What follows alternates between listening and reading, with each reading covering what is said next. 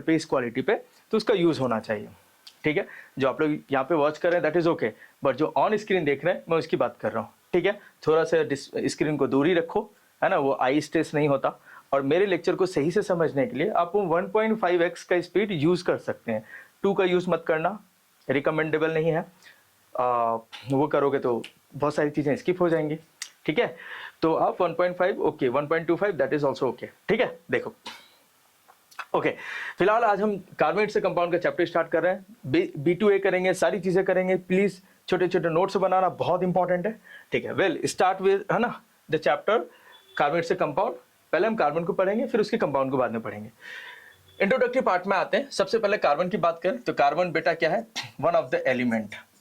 अब एलिमेंट को physical properties पे अगर क्लासीफाई किया जाए, है ना, फिजिकल प्रॉपर्टी पे क्लासीफाई किया जाए तो ये कौन सा है, आपको इसमें मिलेगा नॉन मेटल। तो कार्बन क्या है, एक नॉन मेटल है। ठीक है, ज्यादा डिटेल में नहीं जाएंगे, अच्छे समझे। मेटल्स और नॉन मेटल्स और मेटालाइट्स होता है, तो कार्बन एक नॉन मेटल है। ठीक है, अच्छा, अब इस नॉन मेटल का, अब इसको जैकोब बर्जीलियस ने जो इसको एलिमेंटल सिंबल दिया वो क्या दिया बेटा, कैपिटल सी। क्या दिया, कैपिटल सी। ये इसका एलिमेंटल सिंबल हो गया। इसके एटॉमिक नंबर, इसका एटॉमिक नंबर कितना होता है, 6, है ना। एटॉमिक नंबर क्या होता है, जल्दी से बता दो सर। नंबर ऑफ प्रोटॉन को ये नहीं बोलेगा नंबर ऑफ इलेक्ट्रॉन, क्योंकि आयनिक स्पीसीज का इलेक्ट्रॉन कम होता है न्यूट्रल स्पीसीज से, तो याद रखना। तो आप प्रोटॉन बोलो, सेफ जोन में रहोगे। क्लियर, तो ये आपका क्या बेटा, नंबर ऑफ प्रोटॉन, क्योंकि ये कहीं नहीं जाने वाला है, ये मोर और लेस नहीं होता, जितना है बाई बर्थ उतना ही रहेगा। ठीक है, अच्छा, इसका मास नंबर बोला जाए तो इट्स व्हाट, 12। मास नंबर कितना होता है बेटा, 12। याद रखना, ये मास नंबर बोला मैंने, एटॉमिक मास नहीं बोला। ठीक है, एटॉमिक मास में फिर एवरेज में आ जाएंगे आइसोटोप लेकर। बोलो, बात समझ में आ रहा है। अच्छा, नॉन मेटल है सर, कार्बन सिंबल है, सी इसका कैपिटल लेटर जो सिंबल है ना, और इसका एटॉमिक नंबर 6 है, वही इसका नंबर ऑफ प्रोटॉन भी है। और न्यूट्रल कार्बन के लिए यही नंबर ऑफ इलेक्ट्रॉन भी हो जाएगा, और 12 इज द मास नंबर। इतना क्लियर है, यस सर। पीरियोडिक टेबल के जिस रीजन में मिलता है, पीरियोडिक टेबल कैसा दिखता है आपको, लमसम कुछ ऐसा दिखेगा आपको। ये आपके 2 ग्रुप हो गए, उसके बाद फिर ये अच्छे से समझो, ये आपका कुछ 2 ग्रुप हो गया, क्लियर। और इसके बाद ये आपको कुछ ऐसे, ये कुछ आपको ऐसा कुछ दिखता है पीरियोडिक टेबल। बोलो क्लियर है, यस सर क्लियर है, बोलो, है ना। तो इस टाइप का जो पीरियोडिक टेबल है, तो इस पे इसका लोकेशन कहां पर है, क्लियर। तो यहाँ पे इसके लोकेशंस है ना, जो आपका ग्रुप नंबर 14 है। तो यहां से क्वेश्चन आ जाता है कि कार्बन किस ग्रुप का है, किस ग्रुप का बेटा, 14 ग्रुप का है। ठीक है, 14 ग्रुप का है, ये याद रखना, किस ग्रुप का है, 14 ग्रुप का। थोड़ा अच्छे से याद रखो, है ना। तो यहाँ पे आपको कार्बन दिखेगा ऊपर, और कार्बन के फैमिली को हम लोग कार्बन फैमिली कहते हैं। फैमिली क्या होगा, उस ग्रुप के जितने सारे एलिमेंट है उसको हम लोग क्या बोलते हैं बेटा, उस ग्रुप एलिमेंट को हम लोग क्या बोलते हैं, ग्रुप एलिमेंट्स को कहा जाएगा कार्बन फैमिली। कार्बन फैमिली में जाना जाए तो आपको क्या हो जाएगा, कार्बन है, सिलिकॉन है ना, जर्मीनियम है ना, उसके बाद टीन है, स्टैनम, और लेड है ना। कैसे याद करेंगे, काशी जी, SNPV, बहुत सारे हैं निमोनिक्स, आप उसको रेफर कर सकते हो। तो इसमें कार्बन सबसे ऊपर है। और आपको एक चीज बताता चलो मैं, ठीक है, ये थोड़ा इंपॉर्टेंट है, इस वजह से मेरे को ये सब सारी चीजें कवर करना पड़ा, आप चीजों को समझो।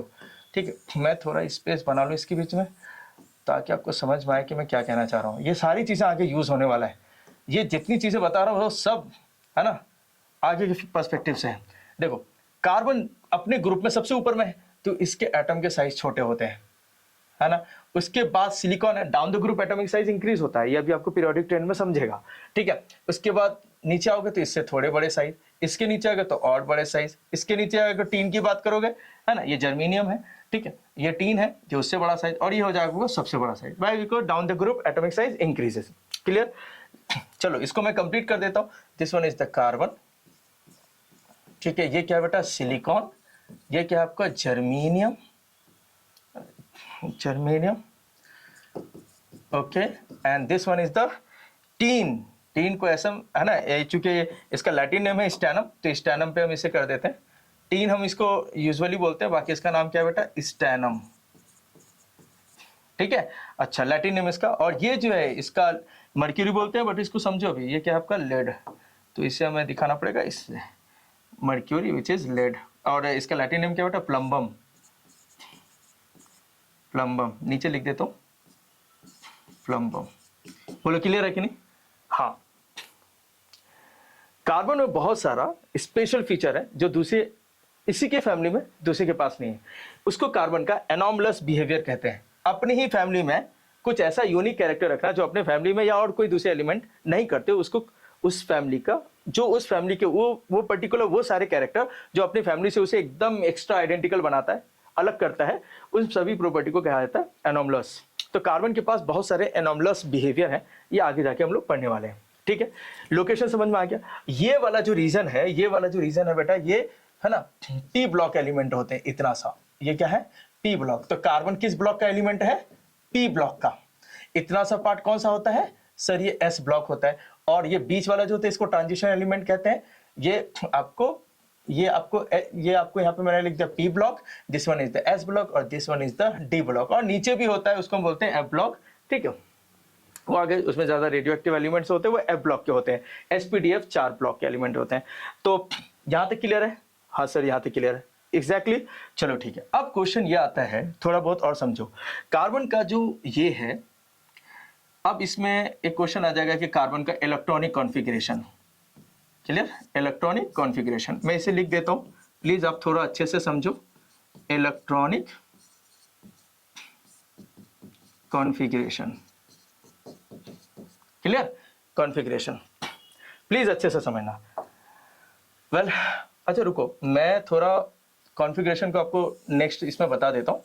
फिलहाल आपको मैं ये बता दूं जो इस पे ज्यादा इंपॉर्टेंट। बोले सर ये जो गोला डाल के रखो इसके बारे में तो कुछ बोल ही नहीं रहे। 1 मिनट बेटा, सब बता दे रहा हूँ।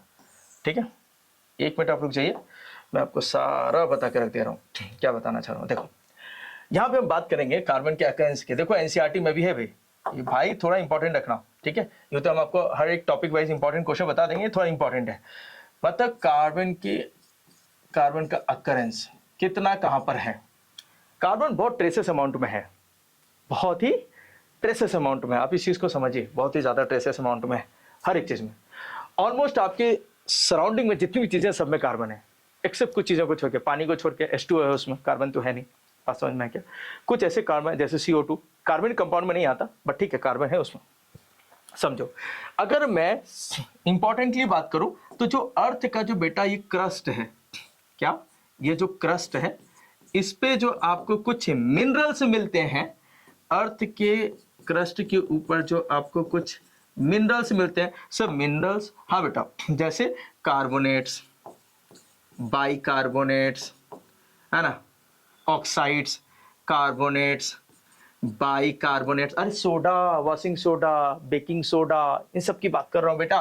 कार्बोनेट्स, बाइकार्बोनेट्स, ऑक्साइड्स, ठीक है ना, ऑक्साइड्स ऑफ नॉन मेटल, है ना, जैसे अभी मैंने CO2 बोला, है ना। सो ऑक्साइड्स, तो ये सभी आप समझो, ये सभी क्या है बेटा, क्रस्ट में मिलने वाले। मतलब ऑक्साइड तो चलो ठीक है आपको ऊपर मिल जाएगा, CO2 की बात करें, मेटल के ऑक्साइड्स वगैरह, बात समझो। तो नॉन मेटल के ऑक्साइड में यहाँ पे कार्बन है, तो नॉन मेटल के ऑक्साइड्स की बात करेंगे। ठीक है, इतना ही नहीं, जैसे CO3 वगैरह आएगा तो कार्बोनेट्स वगैरह आएंगे।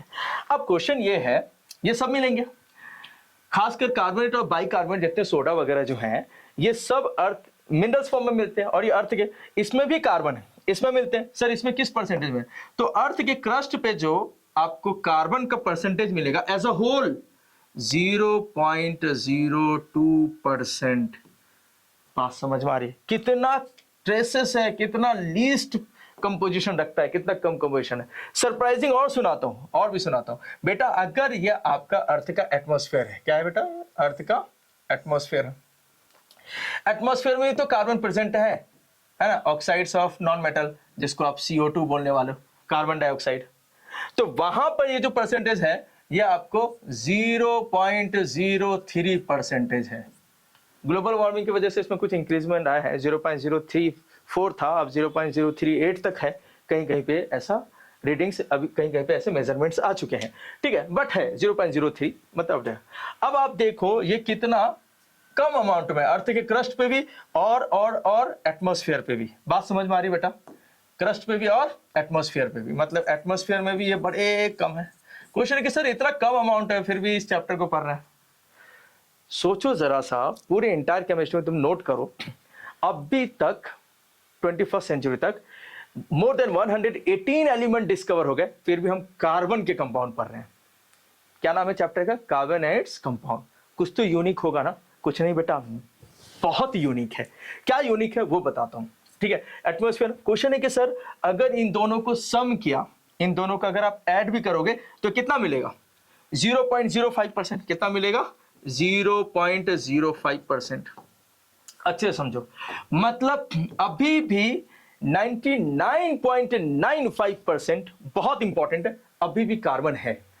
100% हर एक चीज है, तो वो सभी कार्बन हम में, आप में, है ना, आपके सामने रखे हुए बेंच में, आप जिस टेबल पे बैठे हो, जो सेलफोन आपने होल्ड करके रखा है, नेल्स हो गए, each and every stylish, each and every most of object is what contains carbon, more or less सभी में है।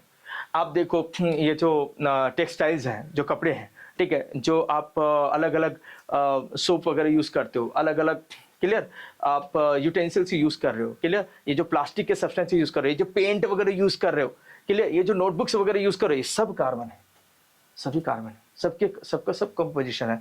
ये बिल्कुल ऐसे समझ हो गया कि विदाउट कार्बन इज नथिंग। बात समझ में आया कि without carbon is nothing. Carbon ऐसा है ही नहीं कि किसी भी चीज में नहीं है। एक सिमिलर आप पानी बोल सकते हो और कुछ कार्बोनेट्स बोल सकते हो, क्लियर, उसमें, लेकिन वो ऑर्गेनिक कंपाउंड में, लेकिन है उसमें भी। ऑर्गेनिक कंपाउंड नहीं है, वो हम बाद में डिस्कस करेंगे, बट ठीक है, बट उसमें भी कार्बन है ना। चलो इतना क्लियर आया समझ में। आप देखो एज ऑल तो रेस्ट ऑफ कार्बन। अब मैं आपको बताऊं तो क्वेश्चन ये है कि सर, हाँ, इस बात का आंसर कि क्यों हम लोग कार्बन के ही कंपाउंड पढ़ रहे हैं, ऑक्सीजन और उसके कंपाउंड क्यों नहीं पढ़ रहे हैं, नाइट्रोजन उसके कंपाउंड क्यों नहीं पढ़ रहे हैं? क्योंकि सिर्फ अकेले कार्बन के कंपाउंड जो है बेटा मोर देन 5 मिलियन है। How much? More than 5 million अभी तक है। नोन एलिमेंट्स बता रहा हूं आपको, नोन है ना, क्या है? नोन कंपाउंड्स अभी तक मोर देन 5 मिलियन कंपाउंड्स हैं। आसान नहीं है भाई, मोर देन 5 मिलियन। और इसमें से मोस्ट तो ऐसे हैं, है ना, 4.85 मिलियन तक के कंपाउंड तो ऐसे हैं, 85 से लेके 4.9 तक के ऐसे कंपाउंड हैं जिसमें कार्बन, हाइड्रोजन और ऑक्सीजन तीनों ही हैं, बट है इतना। बात समझ में आया क्या? क्लियर आ रही बात? समझ में आ रहा है? चलो अच्छी बात है। अब हम यहां तक क्लियर है। साइड होता बेटा, हर एक चीज नोट करो, बहुत इंपॉर्टेंट है, क्लियर। कंपोजिशन यहाँ पे आपको इसके अकरेंस बहुत इंपॉर्टेंट हो गया, ऑलरेडी मैं स्टार मार्क कर चुका हूं, ठीक है। ये थोड़ा आपको इंपॉर्टेंट है क्योंकि आगे जाके इसी में यूज होगा, क्लियर। चलो नेक्स्ट कार्बन की डिटेल में आते हैं। कार्बन हमें पता है कि इसका एटॉमिक नंबर बेटा 6 है, मतलब ये जो 6 है इसके बारे में थोड़ा सा डिटेल में समझो। ये जो 6 क्या है ना, ये क्या आपका number of electron in neutral species, तब बोलूंगा ये, लेकिन मेरे को ऐड करना पड़ेगा, ये सभी में ऐड करना पड़ेगा। चाहे किसी भी एटम का एटॉमिक नंबर बताना है तो आपको बोलना पड़ेगा number of electron in neutral atom, in neutral sodium, in neutral chlorine, ऐसा बोलोगे तब चलेगा। क्योंकि न्यूट्रल में ही नंबर ऑफ इलेक्ट्रॉन इक्वल होता है नंबर ऑफ प्रोटॉन के। बोलो बात समझ में आया कि नहीं? अब बोलो सेंस बना? मतलब पहले जो मैंने ये कहा था कि number of protein he atomic number है, बात समझ में आई बेटा? क्लियर। अब इसका हम लोग इलेक्ट्रॉनिक कॉन्फ़िगरेशन करते हैं। क्या करते हैं बेटा? इलेक्ट्रॉनिक कॉन्फ़िगरेशन मतलब जाहिर सी बात है, किसका कॉन्फ़िगरेशन बोला मैंने? इलेक्ट्रॉनिक। प्रोटॉनिक बोला क्या? न्यूट्रॉनिक बोला। अरे कॉन्फ़िगरेशन मतलब अरेंजमेंट तो सिर्फ आप इलेक्ट्रॉन का करोगे ना, क्योंकि वही शेल में रहते हैं। कौन रहता है बेटा? ये तो आपका न्यूक्लियस हो गया। ये क्या हो गया? न्यूक्लियस। समझ लो, ये आपका न्यूक्लियस हो गया, और इसके बाहर है ये आपका पहला शेल, ठीक है ना, और ये हो गया आपके दूसरे शेल। तो अरेंजमेंट किसका करोगे? इलेक्ट्रॉन का करोगे। क्यों? क्योंकि सेंटर पे जो प्रोटॉन है वो तो सेंटर पे ही रहने वाला है, न्यूट्रॉन भी वहीं पर है, न्यूट्रॉन भी उसी जगह है, 6 न्यूट्रॉन वो भी वहीं पर है। लेकिन अलग क्या है? इलेक्ट्रॉन के अरेंजमेंट। पहले शेल, इलेक्ट्रॉन पे 2 शेल होंगे, है ना, यहाँ पे इलेक्ट्रॉन पहले वाले शेल में 2 रहेगा विच इज के शेल, और बाकी के 4 वो कैसे होगा? अब ये इलेक्ट्रॉनिक कॉन्फ़िगरेशन, इस वजह से इसे कहा जाता है इलेक्ट्रॉनिक कॉन्फ़िगरेशन, ना कि प्रोटॉनिक कॉन्फ़िगरेशन, ना कि न्यूट्रॉनिक कॉन्फ़िगरेशन। जब आप इलेक्ट्रॉनिक कॉन्फ़िगरेशन करोगे तो कैसे लिखोगे? पहले शेल में 2 इलेक्ट्रॉन आते हैं, दूसरे वाले शेल में 4, 4 + 2 6। बताओ नंबर ऑफ इलेक्ट्रॉन एकोमोडेट कर गया? हाँ सर कर गया। ये वाला शेल क्या कहलाता है सर? पहला वाला शेल जो है K है, दूसरा वाला शेल जो है L है। पहला वाला शेल जो है K है, दूसरा वाला शेल है जो है L है। थोड़ा एडवांस लेवल पे बात करें, एकेडमिक नहीं है। पहले वाले K शेल में सिर्फ S ब्लॉक होते हैं, दूसरे वाले में जो होते हैं S और P दोनों ही होते हैं, और S की कैपेसिटी फिक्स होता है, S 2 ही इलेक्ट्रॉन रख सकता है। ठीक है, तो ये दोनों इलेक्ट्रॉन इस S में आ गए, बट इसमें तो 4 है ना, इस 4 में से 2 इलेक्ट्रॉन इसमें आ गए, मतलब S2 है ना। तो मेरे को बताओ, ये 4 में से 2 इलेक्ट्रॉन इसमें आ गए, बाकी बचा कितना इलेक्ट्रॉन? 2। वो 2 आ जाएंगे बेटा P में। यही वजह है कि मैंने पहले कहा कि कार्बन एक P ब्लॉक में एलिमेंट में आता है। अब समझ में आया? तो यहां से बात समझ में आया, सेंस समझा? मतलब लास्ट इलेक्ट्रॉन जिस ब्लॉक में रहेगा SPDF, वो उस ब्लॉक का एलिमेंट होगा। बोलो बात समझ में आए? फिलहाल अब आते हैं एकेडमिक बात, ये थोड़ा सा आपको अलग से बताएं, बात समझ लो। K और L शेल है, क्लियर? अब यहां पे समझे, इलेक्ट्रॉनिक कॉन्फ़िगरेशन कर दिया। इलेक्ट्रॉनिक कॉन्फ़िगरेशन में पहले मैं आपको 2 इलेक्ट्रॉन दिखा चुका हूं मैं, ठीक है। ये आपको यहाँ पे 1 इलेक्ट्रॉन, ये आपको 2 इलेक्ट्रॉन, और दूसरे शेल में आपको 4 इलेक्ट्रॉन दिखेंगे, है ना, जिसमें 2 सब शेल होते हैं S और P। और शेल की बात करें तो ये आपको K शेल है और ये आपको L शेल है। तो इसे हम क्या कहते हैं बेटा? इसे हम कहते हैं शेल। इसका दूसरा नाम भी है ऑर्बिट, शेल या ऑर्बिट, शेल या ऑर्बिट, शेल या ऑर्बिट। और इसे क्या कहते हैं? और ये वाला जो है SPDF, इसे क्या कहते हैं बेटा? इसे कहते हैं सब शेल, शेल के अंदर, या इसे कहते हैं ऑर्बिटल। बोलो बात समझ में आ रही है? यस सर समझ में आ रहा है। तो इलेक्ट्रॉनिक कॉन्फ़िगरेशन समझ में आया? इलेक्ट्रॉनिक कॉन्फ़िगरेशन समझना बहुत जरूरी है, बहुत ही जरूरी है, ठीक है। हर एक चीज कवर करेंगे, बस तुम बारीकी से चीजों को समझो। क्लियर? अच्छी बात है, या तो क्लियर है बेटा? मतलब हमने कार्बन का नंबर ऑफ इलेक्ट्रॉन को तोड़ दिया उनके रहने के तरीके से। पहले शेल में 2 इलेक्ट्रॉन रहेगा, है ना, और जितना इलेक्ट्रॉन, और यहाँ पे कुछ बातें बताता हूँ, ये जो S सब सेल में, ये जो K सेल की जो एनर्जी है, energy of the K shell is less than that of the energy of the L shell. जितना आप न्यूक्लियस से दूर जाएंगे एनर्जी बढ़ता जाएगा, जितना आप न्यूक्लियस के करीब रहेंगे एनर्जी कम रहेगा। मतलब ये 2 इलेक्ट्रॉन की एनर्जी, है ना, और मतलब यहाँ पे जो energy of the K shell है, इस सेल की एनर्जी कम होता है कंपेयर टू, मतलब ये इलेक्ट्रॉन तब अंदर से बाहर जाएंगे, 9th में पर रखा है, जब ये एनर्जी एब्जॉर्ब करेंगे, जब ये एनर्जी एब्जॉर्ब करेंगे। बोर्स मॉडल में पढ़ा है ना, क्लियर? तो ये छोटी छोटी बातें इंपॉर्टेंट है, तो आपको K सेल की एनर्जी, क्योंकि आगे जाके यूज होने वाला है। अच्छा, अब एक बात है जो बहुत इंपॉर्टेंट है कार्बन के ही बारे में। कार्बन के कितने आइसोटोप्स हैं? कार्बन के कितने आइसोटोप? पहले आइसोटोप तो समझ लेते हैं। आइसो का मतलब क्या होता है बेटा? अलाइक, एक जैसा, अलाइक, ठीक है। मतलब कार्बन के बेटा 3 आइसोटोप हैं। डायरेक्ट आंसर, क्वेश्चन आ जाता है समटाइम्स। कितने आइसोटोप है? 3। एक कार्बन, ठीक है, समझ के लो बेटा, एक ये लिया मैंने कार्बन, ठीक है, ये समझ लो, ठीक है, और इसका ये 6 प्रोटॉन। तो नंबर ऑफ प्रोटॉन सेम रहता है आइसोटोप में, नंबर ऑफ प्रोटॉन बोले तो एटॉमिक नंबर सेम रहता है। बोलो बात समझ में आ रही? यस सर समझ में आ रहा है। चलो क्लियर है, नंबर ऑफ प्रोटॉन सेम रहेगा, ठीक है सर। लेकिन नंबर ऑफ न्यूट्रॉन अलग होते हैं, मतलब ये 12 होगा, ये 13 होगा और ये 14 होगा। कार्बन के 3 आइसोटोप हैं। अब आपको आइसोटोप का डेफिनेशन समझ में आ गया, है ना? Atoms which have same atomic number but different mass number. ये ऊपर वाला क्या होता है बेटा? Mass number. नीचे वाला क्या होता है? एटॉमिक नंबर, ठीक है। तो same atomic number but different mass number is what? Isotope. Carbon के 3 आइसोटोप हैं, जिस तरह हाइड्रोजन के 3 आइसोटोप हैं, प्रोटियम, ड्यूटेरियम और ट्रिटियम, है ना, H1 H2 H3 in terms of number of proton. यहां पर अच्छा, यहां पे जरा सोचो, मास नंबर कैसे बनता है बेटा? मास नंबर कैसे बनता है सर? मास नंबर बनता है, कैसे होगा? मास नंबर बनता है नंबर ऑफ प्रोटॉन, समझ के लो बेटा, number of proton plus number of neutron. अब मेरे को कोई भी बताएगा तो बात समझ में आएगा, है ना? जल्दी से कमेंट में बताओ।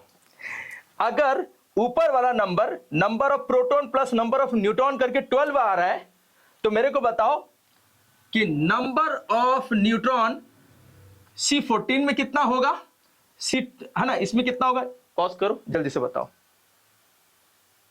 चलो अब मैं बता देता हूं। इसमें 6 प्रोटॉन है, चलो प्रोटॉन तो सबका पता है कितना, फिक्स 666। इसका मतलब है कि इसमें 14 क्यों है, क्योंकि इसमें नंबर ऑफ न्यूट्रॉन कितना बेटा, इसमें नंबर ऑफ न्यूट्रॉन कितना है 8, इसमें कितना बेटा 7, 7 + 6 13, 8 + 6 14, and now 6 + 6 12। So mass number क्या होता है बेटा, मास नंबर होता है, याद रखना एटॉमिक मास नहीं बोल रहा हूं, मास नंबर बोल रहा हूं, जिसका कोई यूनिट नहीं होगा। एटॉमिक मास का यूनिट होता है, तो मास नंबर बोल रहा हूं, I repeat mass number, decimal में नहीं आते इसके आंसर। क्लियर, सो क्या हो जाएगा 6 12 6 13 6 14। क्लियर है, number of proton plus number of neutron. अभी क्लियर है बेटा, समझ में आ रहा है। चलो तो कार्बन क्या है, एक नॉन मेटल है, ठीक है, बड़ा डाइवर्स नेचर का है, ठीक है, डाइवर्सिफाइड कंपाउंड बनते हैं, बट ठीक है, 1 बाय 1 करके इसका पोस्टमार्टम। अब आता है लोकेशन की बात, यहां पे हम ऑलरेडी लोकेशन को बात कर चुके हैं। फिलहाल आप देखो, ये है कार्बन का पोजीशन, ये क्या है बेटा कार्बन का पोजीशन, आपको दिख रहा है। रुको मैं थोड़ा इसको और भी आपको हाईलाइट करके दिखाता हूं। ये है आपका कार्बन, क्या है थोड़ा बेटा कार्बन, अगर आप अच्छे से देख पाओगे, क्लियर, तो आप देख लो, क्लियर, ये आपका कार्बन है, और ये कौन सा है, ये ग्रुप कौन सा हो जाएगा बेटा 14, कौन सा ग्रुप है, ये जो हॉरिजॉन्टल है, हॉरिजॉन्टल पीरियोडिक टेबल, ये आपका क्या है पीरियोडिक टेबल है ना, ये जो है पीरियड है, तो आपसे क्वेश्चन पूछ लिया जाएगा कार्बन पीरियोडिक टेबल में कौन से पीरियड में, सेकेंड पीरियड में। बेटा ये फर्स्ट पीरियड है, ये कौन सा पीरियड है फर्स्ट, तो ये क्या है सेकेंड पीरियड में। बट वर्टिकल, वर्टिकल को क्या बोलते हैं बेटा ग्रुप, है ना, ये फर्स्ट ग्रुप, ये सेकेंड ग्रुप, है ना, ये थर्ड ग्रुप, इसी तरह करके आप काउंट करोगे तो ये 14 ग्रुप में आएगा। चलो काउंट करें, देखो 1 2 3 4 5 6 7 8 9 10 11 12 13 एंड 14। तो क्वेश्चन यहां से बन जाएंगे, यहां से। तो पीरियोडिक टेबल में इसका पोजीशन देखा जाए तो second period and 14 group is the position of the carbon in the periodic table. Clear है। और मैंने इसी के बारे में कहा था, मैंने इसी के बारे में क्या कहा था बेटा, यही कहा था कि ये वाला जो है पूरा पी ब्लॉक एलिमेंट है। क्या है बेटा समझ के लो, बहुत इंपॉर्टेंट बोल रहा हूं, ये क्या इतना सा पी ब्लॉक एलिमेंट है, अच्छे से समझो, है ना। मैं इसे थोड़ा है ना ठीक करके समझा देता हूं। ये आपका क्या बेटा P block element, this one is the P block element. तो कार्बन का पोजीशन, अब पी ब्लॉक क्यों अभी बता दिया, क्योंकि इसके लास्ट इलेक्ट्रॉन पी ब्लॉक में आते हैं। बोलो क्लियर है, यस सर क्लियर है, हाँ सर क्लियर है, समझ में आ रहा है बेटा, क्लियर है। वेल कार्बन के पोजीशन समझ में आ गया। पीरियोडिक टेबल में कहां पे, एकदम राइट तरफ, टॉप मोस्ट राइट में है। और इसके फैमिली की बात कर लेते हैं, ठीक है। कुछ कुछ प्रॉपर्टी लाइक कैटिनेशन, वो भी थोड़ा है ना सिलिकॉन में उसके भाई के पास मिलता है ना, इसी को बोलते हैं कार्बन सिलिकॉन जर्मेनियम एंटीमनी, जिसको आप टीन बोलने वाले हो, सॉरी स्टैनियम बोलने वाले हो टीन, है ना। उसके बाद लेड प्लम्बम, उसके बाद आपको आएगा फ्लेरोमियम। समझ में आया क्या, होप सो, यहाँ तक चीजें क्लियर है बेटा, है ना। अब आगे आते हैं ऑर्गेनिक केमिस्ट्री, ठीक है। पहले तो कुछ चीजें समझो, है ना, यहां पर से ना थोड़ा डिटेल में चीजें तुमको समझ में आएगा। तुम्हारा यहाँ पे चैप्टर स्टार्ट हो गया है, एकदम समझ लो, एकदम सीरियस पढ़ रहे हो बेटा। अब मैं एक ट्री बना रहा हूं, उसका नाम है केमिस्ट्री, है ना। वो जो ट्री किसका है बेटा, केमिस्ट्री का है। अब इसमें अलग अलग ब्रांचेस हैं, अब इसमें अलग अलग ब्रांचेस हैं, है ना। कोई बायोकेमिस्ट्री होगा, है ना, कोई फिजिकल केमिस्ट्री है, कोई इनऑर्गेनिक केमिस्ट्री है, क्लियर, कोई ऑर्गेनिक केमिस्ट्री है, ऑर्गेनिक केमिस्ट्री है। ये तो बिल्कुल बात हो गई ना इजी। सो केमिस्ट्री का वो ब्रांच जिसमें हम ऑर्गेनिक कंपाउंड पढ़ेंगे उसे हम ऑर्गेनिक केमिस्ट्री कहेंगे, that's it. The branch of the chemistry in which we are dealing with the organic compound is called, उसके कंपोजिशन के, उसके फिजिकल प्रॉपर्टीज, उसके केमिकल प्रॉपर्टीज, ये सभी प्रॉपर्टी केमिस्ट्री के जिस ब्रांच में पढ़ते हैं ऑर्गेनिक कंपाउंड का, ये सभी प्रॉपर्टी जो ऑर्गेनिक कंपाउंड का जिस केमिस्ट्री के जिस ब्रांच में पढ़ेंगे उसे क्या बोलेंगे बेटा, ऑर्गेनिक केमिस्ट्री, दैट्स इट, खत्म, ठीक है। लेकिन ऑर्गेनिक कंपाउंड क्या है, इसके बीच में कहानी है, थोड़ा अच्छे से समझ लो, और बहुत इंपॉर्टेंट है। कहानी क्या है, इंपॉर्टेंट, क्लियर। एक बंदा है, तुम लोगों ने नाम सुन के रखा होगा, 9th में तुम लोगों ने कहां पे पढ़ा था उसको, उसका नाम एटम्स और मॉलिक्यूल्स चैप्टर में पढ़े थे बेटा, है ना, जैकब बर्जीलियस। क्या नाम बेटा? जैकब, हे जैकब, जैकब बर्जीलियस। ठीक है, समझ में आ रहा है? बहुत इंपॉर्टेंट, प्लीज समझो। जैकब बर्जीलियस 1815 में, जैकब बर्जीलियस 1815 में इसने एक थ्योरी दिया था, है ना, उसने एक थ्योरी दिया था, उसको हम लोग क्या बोलते हैं, इसने एक थ्योरी दिया था, उसने कहा था थ्योरी ऑफ विटलिज्म। थ्योरी ऑफ विटलिज्म मतलब वाइटल फोर्स, वाइटल फोर्स। बंदे ने तुक्का लगा के चल दिया। तुक्का समझाता हूं, हालांकि इसने कुछ एलिमेंटल सिंबल जो दिया था उस टाइम सही किया था, डाल्टन्स को जो डाल्टन्स का जो सर्कुलर पैटर्न हटा के जो सिंबलाइज किए थे एलिमेंट्स को, वो ठीक है ना। लेकिन अभी अच्छे से समझो क्या है थ्योरी ऑफ विटलिज्म। ये कहता है, वो ये कहता है कि तुमको ऑर्गेनिक कंपाउंड चाहिए ना। 1815 की बात समझो, वो ये कहता है, तो ऑर्गेनिक कंपाउंड को इसने डिफाइन ऐसे किया कि ऑर्गेनिक कंपाउंड आप नेचुरली ही पा सकते हो। आपको अगर ऑर्गेनिक कंपाउंड चाहिए तो सिर्फ आपको नेचुरल रिसोर्सेज से मिलेगा, और अर्थ पे नेचुरल रिसोर्सेज जो हैं, अर्थ पे जो नेचुरल रिसोर्सेज हैं, ठीक है, वो सिर्फ दो ही में, या तो प्लांट, ठीक है, या तो एनिमल, या तो प्लांट बेटा या तो एनिमल। अरे लिविंग सोर्सेस, क्या बोला मैंने? Living sources. अब तुमको मैं बताता हूं इसके अपने लिविंग सोर्सेस। कहने का मतलब है थ्योरी ऑफ विटलिज्म ये कह रहा है, ये थ्योरी ये स्टेट कर रहा है, you can not obtain organic compound from a non-living sources. If you want to have it, then you have to go for organically, naturally process. और ये सारा प्रोसेस मतलब ये जो ऑर्गेनिक कंपाउंड है इसको एक नेचुरल फोर्स इंपावर करता है, that force is vital force. उसने ऐसा कह दिया। इतना सुनने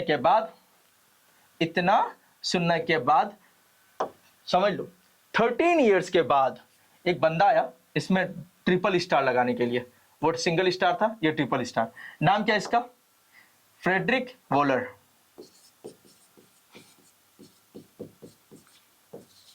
इसको वॉलर्स की थ्योरी भी कहते हैं।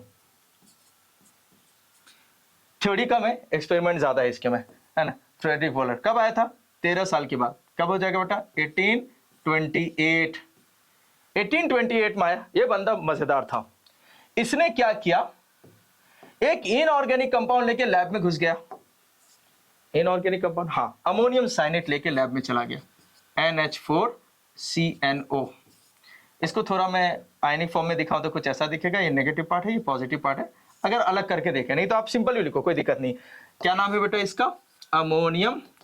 थोड़ा सा मैं इसको दो तरीके से बोलने वाला हूं, प्लीज अच्छे से समझो। है तो कैसा कंपाउंड ये है बेटा, इसका नाम क्या है, केमिकल नेम क्या है? Ammonium cyanate. ठीक है, कहां लेके चला गया? लैब में। कहां पे लेके चला गया सर? लैब में। लैब में जाकर इस बंदे ने क्या किया, इसको हीट कर दिया, अमोनियम साइनेट को हीट कर दिया।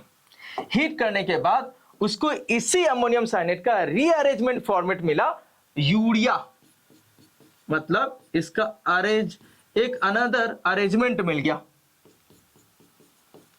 यूरिया। अरे वही है यार, फर्टिलाइजर, यूरिया। बोलो बात समझ में आए?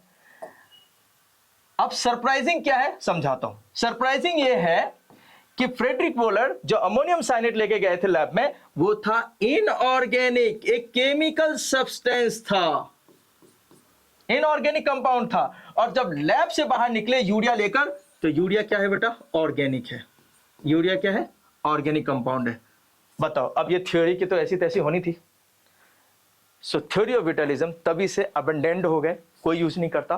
तब से केमिस्ट्री ऑर्गेनिक कंपाउंड का डेफिनेशन बदल गया, तब से ऑर्गेनिक कंपाउंड का डेफिनेशन चेंज हो गया परमानेंटली।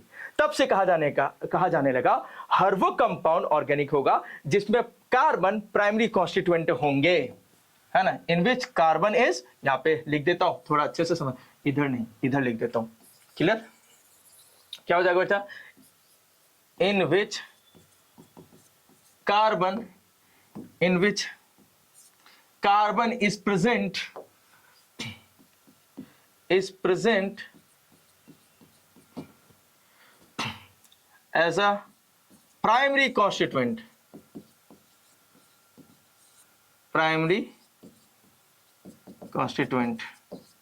हर वो कंपाउंड ऑर्गेनिक कंपाउंड होगा, दैट्स इट, खत्म।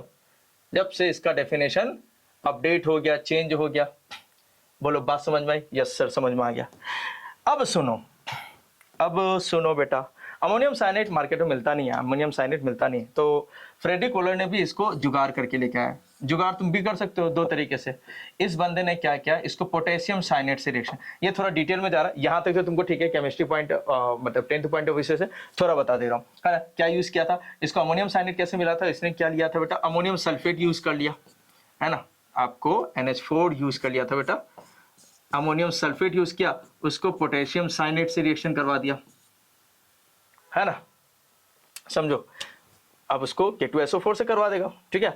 अब या फिर तुमको एक छोटा, चलो इतना डिटेल में थोड़ा एक और इजी बता देता हूं। और अमोनियम क्लोराइड को जब आप लैब में, अमोनियम क्लोराइड को जब आप पोटेशियम साइनेट से रिएक्शन करवाएंगे, KCNO से करवाएंगे, तो आपको ये मिल जाएगा अमोनियम साइनेट। कैसे मिलेगा, जाहिर सी बात है, केमिस्ट्री पढ़ चुके हो ना, केमिस्ट्री पढ़ चुके हो, ये वाला यहां से ब्रेक होगा, ये वाला यहां से ब्रेक होगा, ये दोनों मिलके बना लेंगे सॉल्ट, क्या बना लेंगे, KCl बना लेगा सॉल्ट, और अमोनियम और साइनेट इधर से मिल जाएगा।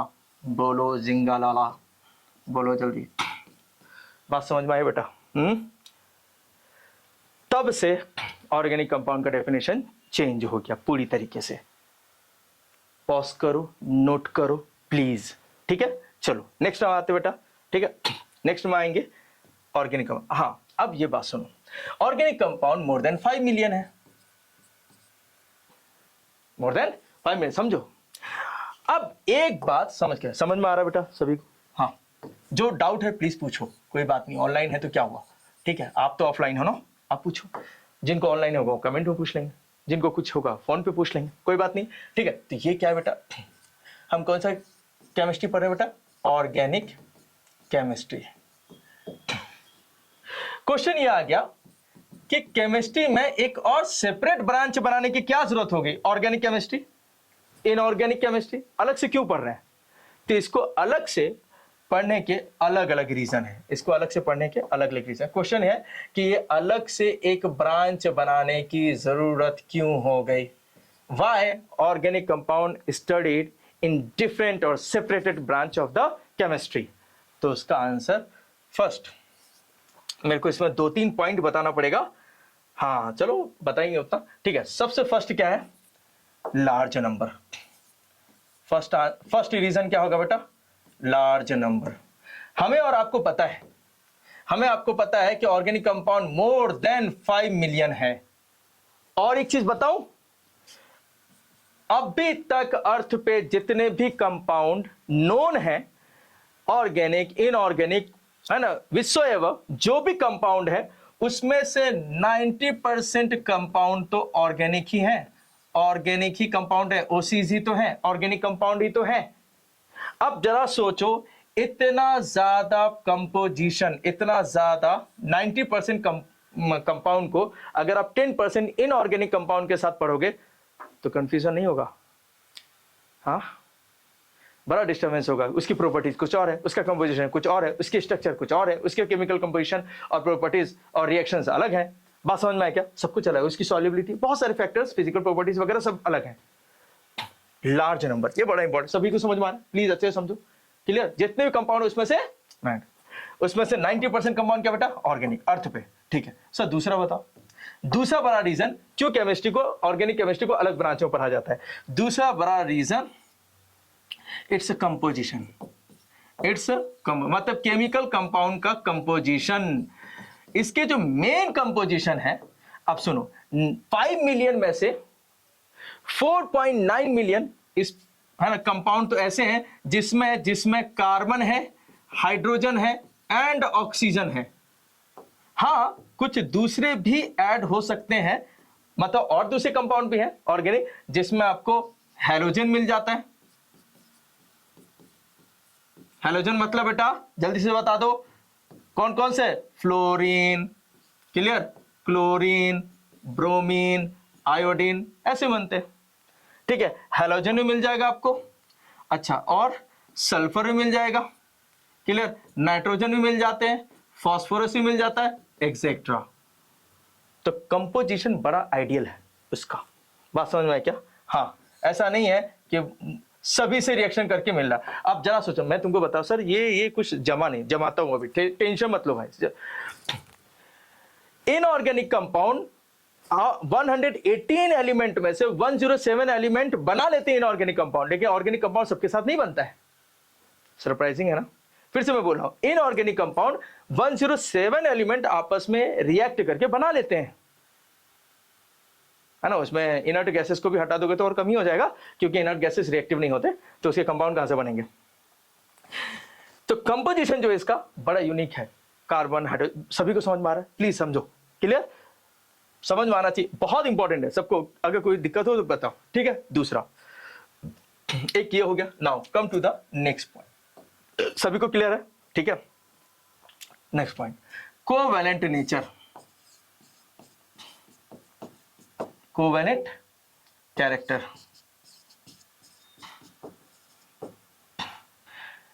है ना, और टेट्रावैलेंट कैरेक्टर, और टेट्रावैलेंट कैरेक्टर। भाई कोवैलेंट और टेट्रावैलेंट कैरेक्टर, इसमें क्या है? कार्बन जो है उसका वैलेंस इलेक्ट्रॉन कितना है? 4, वैलेंसी कितनी है? 4, तो 4 बॉन्ड बना लेता है, किसी के साथ सिंगल बना लेगा, किसी के साथ डबल बना लेगा, किसी के साथ ट्रिपल। तो ये जो मल्टीपल बॉन्ड फॉर्मेशन एबिलिटी है यूनिकली कार्बन के पास है, और किसी के पास है ही नहीं। एक ही कार्बन सिंगल भी बना सकता है कि हाइड्रोजन के साथ, डबल बना लेगा ऑक्सीजन के साथ, ट्रिपल बना लेगा नाइट्रोजन के साथ। तो कार्बन सबके साथ कॉम्पेटेबल है ऑलमोस्ट, समझ में आया क्या? नाइट्रोजन, ऑक्सीजन वगैरह सबके साथ है, तो ज्यादा से ज्यादा कंपोजिशन मिलेगा। तो जाहिर सी बात है ये कितना हो जाएगा? हाईली डाइवर्सिफाइड और highly in large number compound का फॉर्मेशन करेगा। तो कोवैलेंट कंपाउंड, तो और वैसे भी कंपाउंड बॉन्ड, कोवैलेंट बॉन्ड जल्दी बनते हैं कंपेयर टू आयनिक बॉन्ड, क्योंकि आयनिक बॉन्ड में एनर्जी लगता है, टूटते हैं, आयंस बनते हैं, फिर होता है, ठीक है? So covalent character very important, why? Because they form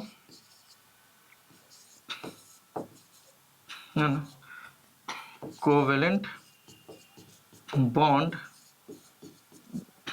always between the respective atom। बोलो बात समझ में आ रही? सब क्लियर हो रहा है, सब क्लियर हो रहा है, बोलो बात समझ में आ रही? नेक्स्ट, थर्ड हो गया। फोर्थ, क्यों इसको अलग से पढ़े हम? कितना पढ़ा है बेटा? With third. फोर्थ बड़ा इंपॉर्टेंट है, कॉम्प्लेक्सिटी। ऑर्गेनिक कंपाउंड जैसा इनऑर्गेनिक कंपाउंड इतना खतरनाक नहीं है, कॉम्प्लेक्स है एंड हाई मॉलिक्यूलर वेट है, हाई मॉलिक्यूलर वेट, इसका मॉलिक्यूलर वेट ज्यादा होता है। थोड़ा उसको ऊपर में समझाते हैं, समझ, जैसे क्लोरमफेनिकॉल, ऐसे ऐसे कंपाउंड है भाई बेटे, बहुत बड़ा बड़ा स्ट्रक्चर है। ग्लूकोज का ही देखो, मैं एक एग्जांपल देता हूं बेटा, चलो यहां पे लेते हो एग्जांपल, क्या है? ग्लूकोज।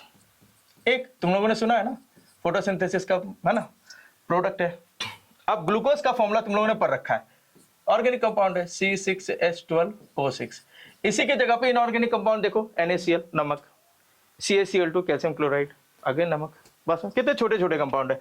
तो इसमें बड़ा कॉम्प्लेक्स स्ट्रक्चर है, इसके कॉम्प्लेक्स ज्योमेट्री है। स्ट्रक्चर ग्लूकोज का बना हुआ कैसा बनेगा? अगर आप ऐसा देखो तो बेटा बड़ा कॉम्प्लेक्स स्ट्रक्चर होता है इसका, क्लियर? ये देख लो, क्लियर?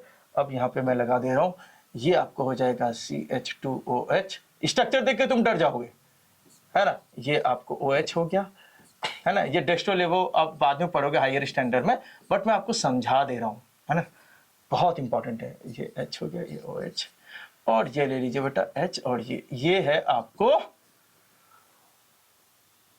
ग्लूकोज का स्ट्रक्चर, रिंग टाइप में दिखा दिया, ठीक है? और अगर इसका तुम स्केलेटन देखोगे, स्केलेटन स्ट्रक्चर कुछ ऐसा होता है ना, यहाँ पे कार्बन हो गया और एंड पॉइंट पे CH2OH हो गया, और बीच में आ जाएंगे आपको 4 लाइनें, ठीक है? ये यहाँ पे OH हो जाएगा, यहाँ पे H, यहाँ पे H, और ये हो गया H, और बाकी सब जो है OH है। बोलो ये भी ग्लूकोज है? बताओ, ये भी ग्लूकोज है? दो नहीं है, बट अलग अलग स्ट्रक्चर है। आइसोमेरिज्म में पढ़ेंगे, टेंशन मत लो। बात समझ में आ गया? बात समझ में आ रहा है? मॉलिक्यूलर वेट बहुत ज्यादा, अरे जाहिर सी बात है भाई, जिसका फॉर्मूला कॉम्प्लेक्स होगा और उन सभी एटम का इंडिविजुअल मास को ऐड करोगे, तो मॉलिक्यूलर वेट क्या होगा, नेचुरल है। अब इसी का देख लो, इसका कितना है 180 ग्राम पर मोल मॉलिक्यूलर वेट। एक मोल ऑफ ग्लूकोज का 180 ग्राम होता है। बात समझ में आया क्या? तो समझ में आना चाहिए, क्लियर। नेक्स्ट क्या ऐसा चीज फेवर करेगा कि हम ऑर्गेनिक केमिस्ट्री मतलब ऑर्गेनिक कंपाउंड की एक सेपरेट ब्रांच ऑफ केमिस्ट्री पढ़े से organic chemistry.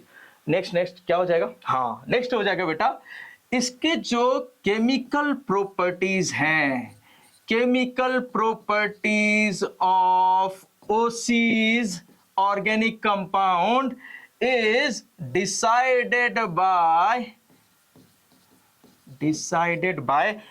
functional group, by functional। आगे जाके डिटेल में पढ़ने वाले पूरा फंक्शनल ग्रुप, बट मैं आपको थोड़ा यहां पर भी समझा देता हूं, देखो बहुत अच्छे से समझो। फंक्शनल ग्रुप क्या होता है, यू अभी समझ लो, एक ऐसा एटम या ग्रुप ऑफ एटम जो किसी भी केमिकल कंपाउंड, जो किसी भी कार्बनिक कंपाउंड का केमिकल प्रॉपर्टी डिसाइड करता हो, not physical, chemical properties decide करता हो। जैसे जैसे जैसे जैसे फिजिकल प्रॉपर्टीज भी होते हैं, ऑर्डर वगैरह में वो दिखा देते हैं। जैसे मैं देखो एक एग्जांपल दे रहा हूं बेटा, है ना, जैसे आप ले लो अल्कोहल OH, ठीक है। अल्कोहल एक फंक्शनल ग्रुप है ना, इंटॉक्सिक बनाता है। बात समझ में आया क्या, इंटॉक्सिक बनाता है। आप चीजों को समझो, ये इंटॉक्सिक बनाता है। अच्छा अगर आपने बेटा समझ के लो तो समझ में आएगा। मान लीजिए अभी मैं एक एग्जांपल देता हूं, चलो ठीक है, पहले मैं एक फ्यूल ले लेता हूं बेटा, मीथेन CH4, ये एक मीथेन है। क्या है बेटा, मीथेन एक अच्छा फ्यूल है, ये मीथेन एक अच्छा क्या है, फ्यूल है। लेकिन अगर इसी में से तुम फंक्शनल ग्रुप ले आओ अल्कोहल का, लो अब ये हो गया मीथेनॉल। क्या हो गया बेटा, जल्दी बोलो क्या हो गया, मीथेनॉल। बताओ, दारू बन गया। अच्छा दूसरा देखो किस तरह से फंक्शनल ग्रुप इसके केमिकल प्रॉपर्टीज को बदल दे रहा है। ये कैसा हो गया, इंटॉक्सिक हो गया। कैसा हो गया, इंटॉक्सिक हो गया। अच्छा सर और एक एग्जांपल देता हूं, अगर तुमने इसमें COOH डाल दिया तो क्या होता है बेटा, कार्बोक्सिलिक। कार्बोक्सिलिक क्या बेटा, एक फंक्शनल ग्रुप है, कार्बोक्सिलिक है ना, ग्रुप कार्बोक्सिलिक एसिड। जैसे ही सेम चीज में आपने OH हटाकर COOH डाल दिया। क्या डाल दिया बेटा, बहुत अच्छे से समझो प्लीज, है ना, ये जो है आपको समझ के COOH, ये जो हमने लिखा COOH, ठीक है, डाल दिया। अब बताओ, अब ये एसिड हो गया, टेस्ट भी बदल गया, सॉरिन टेस्ट। कैसा हो गया, सॉरिन टेस्ट, है ना। अब इसका गंदा स्मेल करना है, गंदा स्मेल बड़ा गंदा करना है, इसमें अमाइन डाल दो बेटा। क्या डाल दो, जल्दी बोलो, बात समझ में आ रही है, मजा आ रहा है ना, समझ में आ रहा है बेटा। इसमें डाल दो तुम बेटा अमाइन।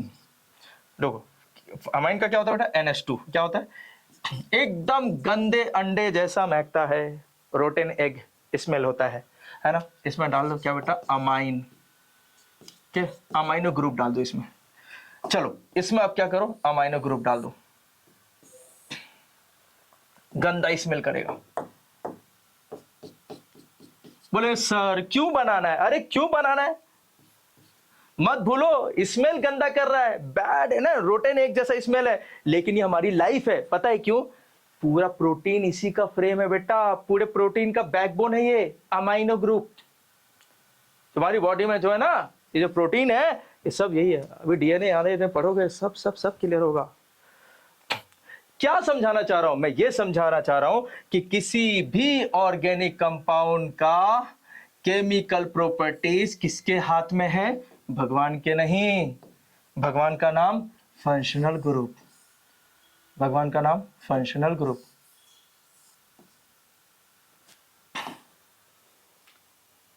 अभी और भी होगा, कीटोन होगा, बात समझ में, एल्डिहाइड होगा, बहुत सारे हैं। मैं तो बस आपको एक एग्जांपल देके समझाया कि किस तरह फंक्शनल ग्रुप किसी की प्रॉपर्टी डिसाइड करता है। बोलो बेटा क्लियर है, हाँ। अच्छा और भी देखते हैं, है ना। अच्छा एक और कर लेते हैं थोड़ा, तब जाके समझ में आएगा। थोड़ा और एक दो ऐड कर देते हैं, क्लियर, कि क्यों इसको अलग से पढ़ा जाता है। अभी तक हम लोग कितने पढ़ चुके बेटा? अभी तक हम लोग कितना पढ़ चुके हैं सर? अभी तक हम लोगों ने शायद 6 पढ़ लिया है। कितना पढ़ लिया है? 5 पढ़ लिया है। अब पढ़ेंगे 6 आइसोमेरिज्म। 6 पढ़ेंगे बेटा आइसोमेरिज्म।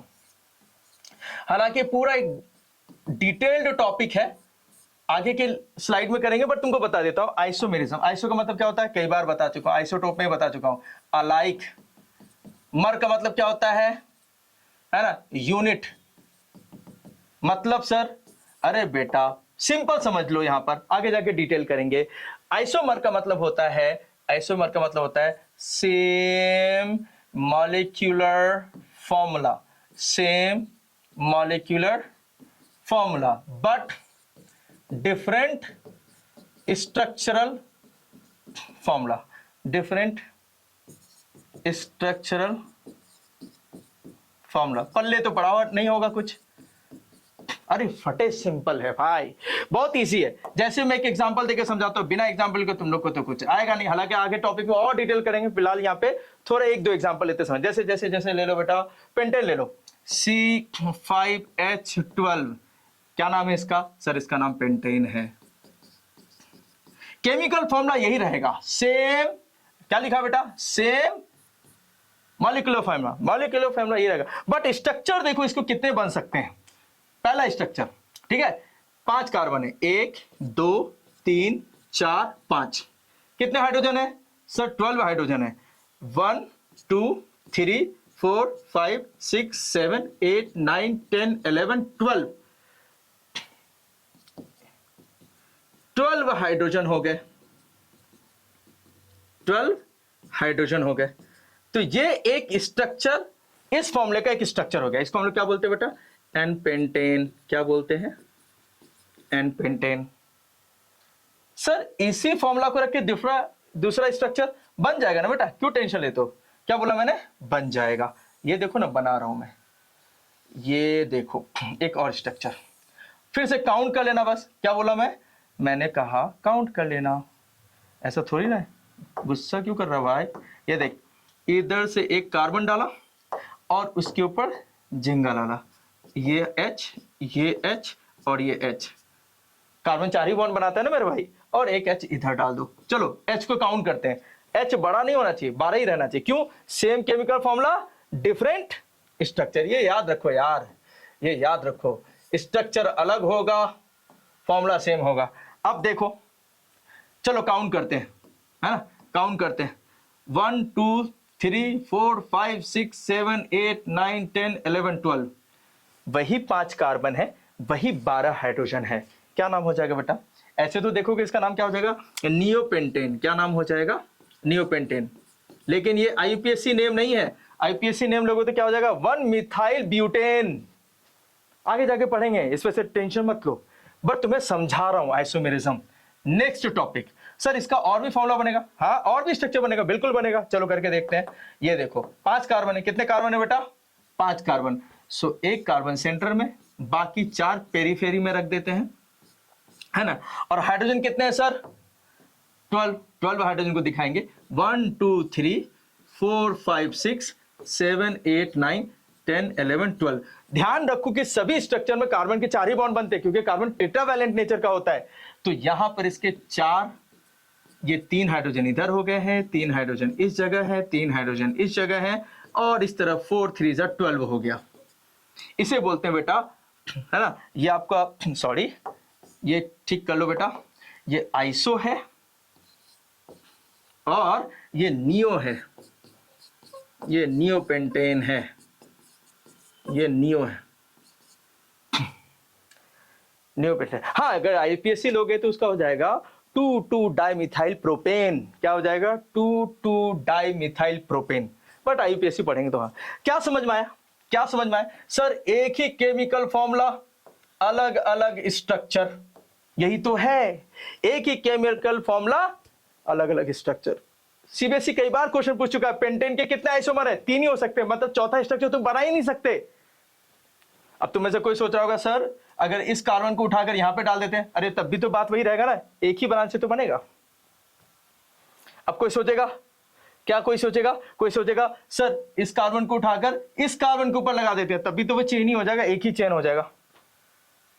बनेगा 3 ही पॉसिबल स्ट्रक्चर, पॉसिबल है ना, 3 ही स्ट्रक्चर बनेंगे जो डिफरेंट होंगे एक दूसरे से। बात समझ में आएगा? समझ में आ रहा है? चलो क्लियर है बेटा, होप सो यहां तक चीजें क्लियर है आपको, पूरी हर एक चीज समझो, बड़ा इंपॉर्टेंट है। क्लियर, समझ में आ रहा है बेटा? हाँ, और भी चीजें हैं अगर तुम देखोगे, जैसे मेल्टिंग पॉइंट, बॉइलिंग पॉइंट। भाई ऑर्गेनिक कंपाउंड का मेल्टिंग पॉइंट, बॉइलिंग पॉइंट क्या होता है, चलो वो भी बता ही देता हूँ, है ना, नहीं तो बाद में रोगे, है ना। कितना पॉइंट हम लोगों ने कवर किया? 6, 7 और 8, 2-3 पॉइंट और बता देता हूँ, है ना। मेल्टिंग पॉइंट, बॉइलिंग पॉइंट बता देंगे, और क्या बता देंगे, और क्या बता देंगे कि सॉल्युबिलिटी। क्यों ऑर्गेनिक कंपाउंड को हम अलग चैप्टर में, अलग सेगमेंट ऑफ केमिस्ट्री में पढ़े, विच इज, तो 6 के बाद कितना होगा? 7। क्या है बेटा, क्या बोला मैंने? सॉल्युबिलिटी। सॉल्युबिलिटी बेटा सुन के लो, ऑर्गेनिक कंपाउंड जो होते हैं, जो ओसीज होते हैं, वो होते हैं नॉन पोलर। क्या होते हैं? मैं मोस्टली लिखता हूं क्योंकि हाइड्रो HCl वगैरह जो पोलर होते हैं, क्योंकि वो इलेक्ट्रिकल कंडक्टिविटी करते हैं, तो थोड़ा आपको समझ में आएगा यहां पर, ठीक है। तो मैं मोस्टली लिख देता हूं, मैं मोस्टली लिख देता हूं, मोस्टली नॉन पोलर। कैसे होते हैं बेटा? Non polar. अब तुमको एक चीज याद रखना पड़ेगा, यहां से लेकर 12th तक, लाइक डिजॉल्व इन लाइक। क्या याद रखना पड़ेगा? लाइक डिजॉल्व इन लाइक, जैसे को तैसा। मतलब अगर आपका कंपाउंड नॉन पोलर है, अगर आपका सॉल्यूट नॉन पोलर है, तो उसको जो सॉल्वेंट मिलेगा, तभी तो सॉल्युबिलिटी होगा, है ना। सॉल्युबिलिटी क्या है? Ability of solvent to dissolve more to more solute. अब ये तब होगा जब ऑर्गेनिक कंपाउंड को जो डिसॉल्व करने वाला होगा वो भी नॉन पोलर होगा। तो सॉल्वेंट भी कैसा होना चाहिए बेटा? Non polar. सॉल्वेंट भी कैसा होना चाहिए? Non polar. सर नहीं समझा, मैं समझाता हूं। सभी ऑर्गेनिक कंपाउंड कैसे बेटा? Non polar. उसको हमने क्या बोल दिया? सॉल्यूट। और सॉल्वेंट क्या होता है? कोई भी लिक्विड, है ना, कोई भी लिक्विड स्टेट में, मोस्टली ऐसा समझो, जरूरी नहीं हर जगह, बट समझो इस लेवल पे।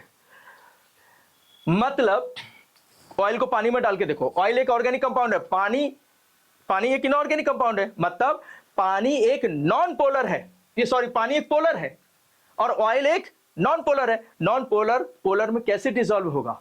जबकि बात किसकी कही गई? बात किसकी कही गई कि लाइक डिसॉल्व इन लाइक।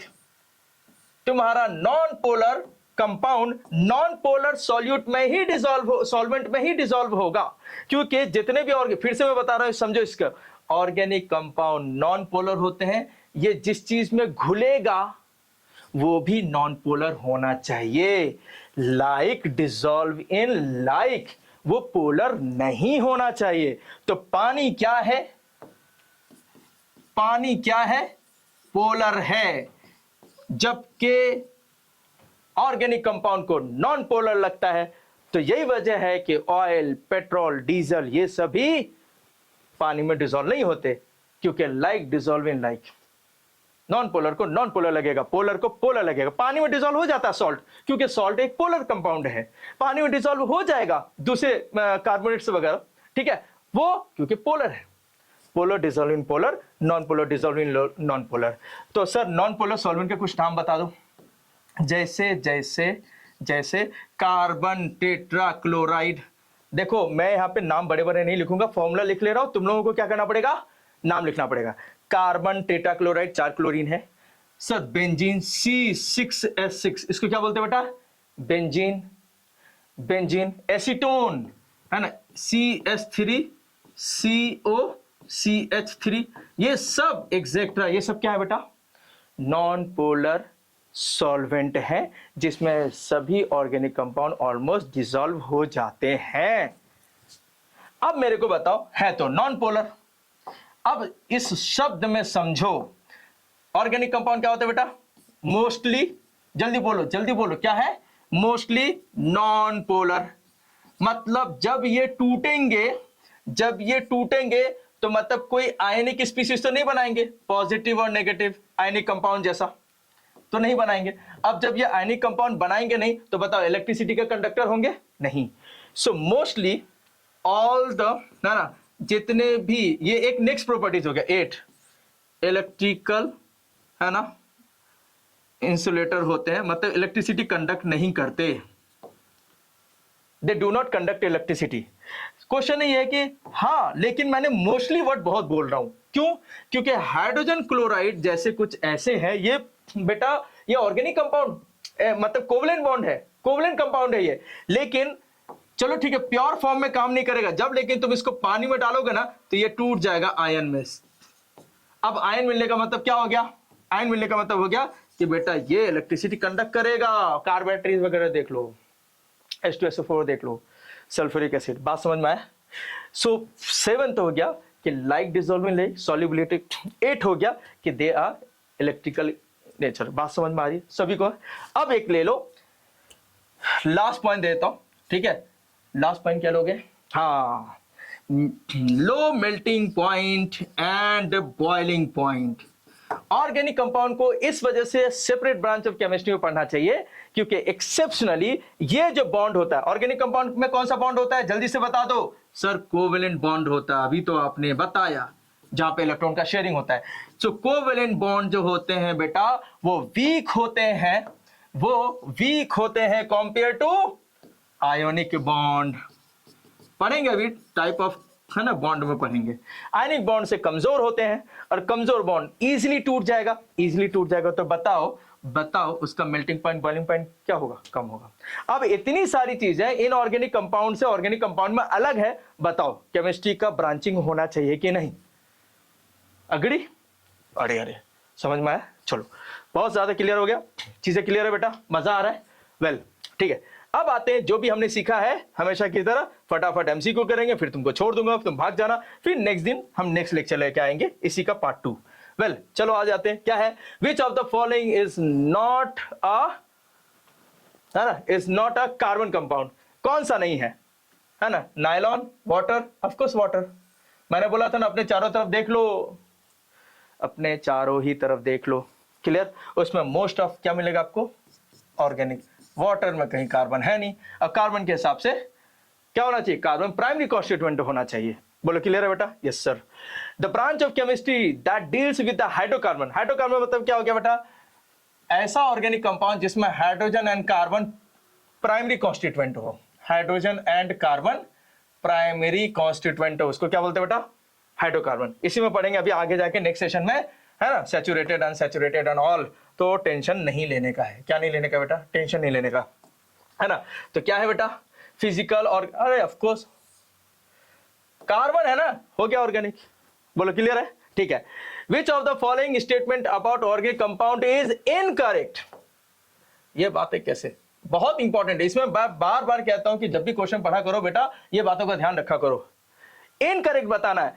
क्या ऑर्गेनिक कंपाउंड कोवलेंट होते हैं? हाँ होते हैं, बट अपने को गलत ढूंढना है, इनकरेक्ट ढूंढना है। कंबस्टिबल होते हैं, हाईली कंबस्टिबल होते हैं। अभी तो मैंने बोला था मीथेन वगैरह देख लो, है ना, कंबस्टिबिलिटी देख लो, है ना। जितने भी ऑर्गेनिक कंपाउंड होते हैं बेटा, है ना, मोस्टली फ्यूल ही है, जलने वाले, ईंधन।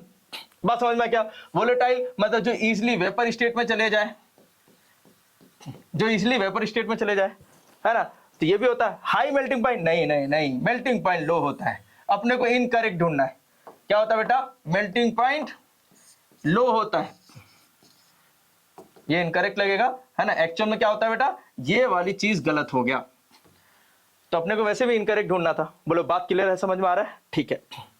नेक्स्ट, आइसोमेरिज्म मींस, आइसोमेरिज्म याद है ना बेटा? आइसो का मतलब होता है अलाइक, मर का मतलब unit, same molecular formula, same chemical formula but different structure.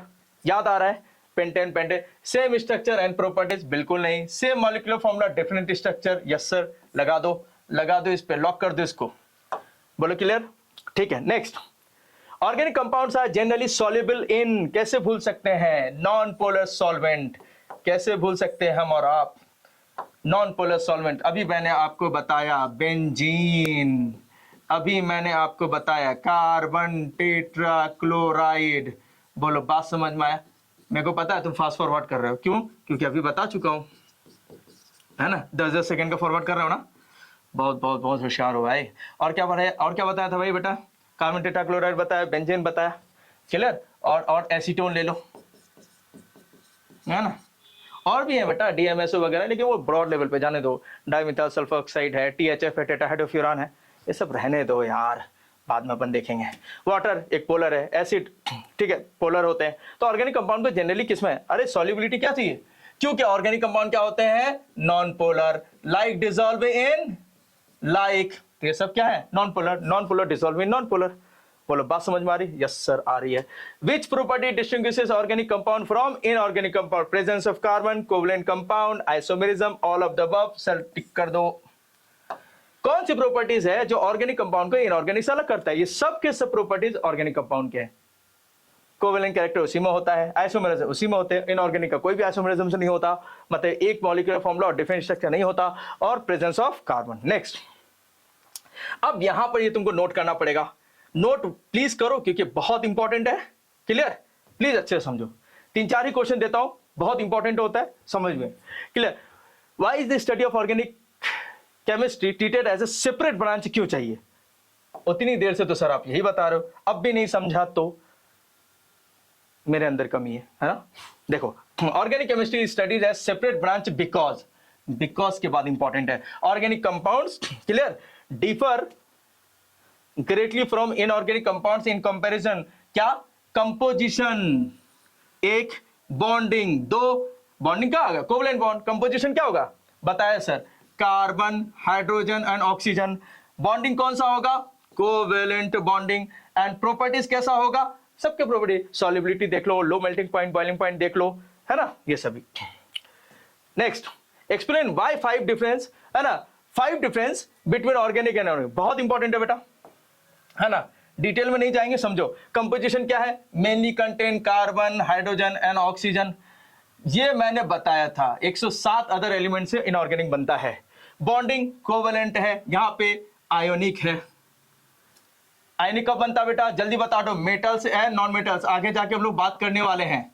और ये क्या बनता है, ओनली नॉन मेटल्स। अच्छा, मेल्टिंग और बॉइलिंग पॉइंट क्या होते हैं, यूजुअली लो, यूजुअली हाई, क्योंकि आयनिक बॉन्ड स्ट्रॉन्ग बॉन्ड होता है कंपेयर टू कोवेलेंट। ठीक है, सॉल्युबिलिटी, ये सॉल्युबल किस में होंगे, अरे ऑर्गेनिक कंपाउंड जो होते हैं बेटा नॉन पोलर होते हैं, और non polar like dissolving like, तो ये भी नॉन पोलर चाहिए, और ये होते हैं पोलर, पोलर को चाहिए पोलर, है ना, इस वजह से सॉल्युबल इन वाटर, है ना, क्योंकि वाटर क्या है, एक पोलर है।